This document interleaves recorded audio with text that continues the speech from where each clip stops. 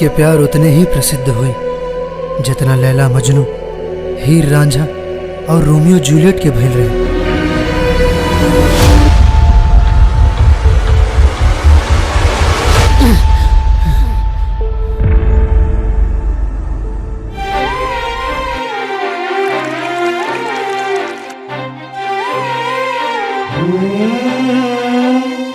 रात भर तोहराला उल्लू लेखा ताकीले, दिन भर तोहार राह झाकीले, आवेला ना कौनो पहर चैना, अपना नैना के रातों दिन खुलले राखीले।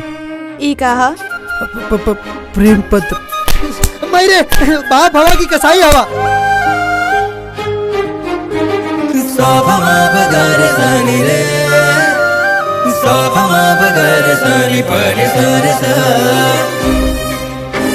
जितना तू हमरा से प्यार करेला ना, उससे ज्यादा हम तोहरा से प्यार करेनी। आई लव यू साजन। पहला पहला प्यार हो, तू ही संसार हो।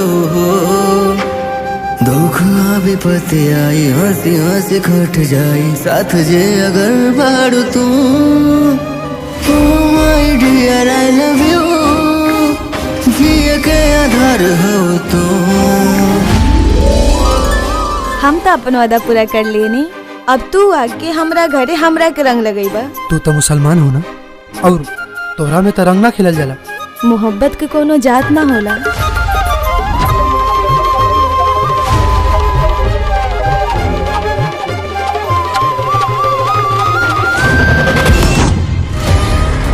हमार घर और कौम के इज्जत जाए से पहले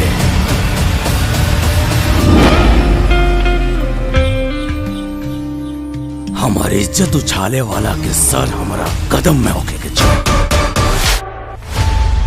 तो हर बेटा हमार बेटी के भगा के भरल समाज में हमारी इज्जत उछाल दे। अब यह गांव समाज में मुंह पे कालिक पुतवा के आज तो रुतवा के खत्म करा। अगर एतराज है इस जमाने को दो दीवानों के जीने से, तो ऐ खुदा हटा दे ये दिल का सिस्टम सीने से।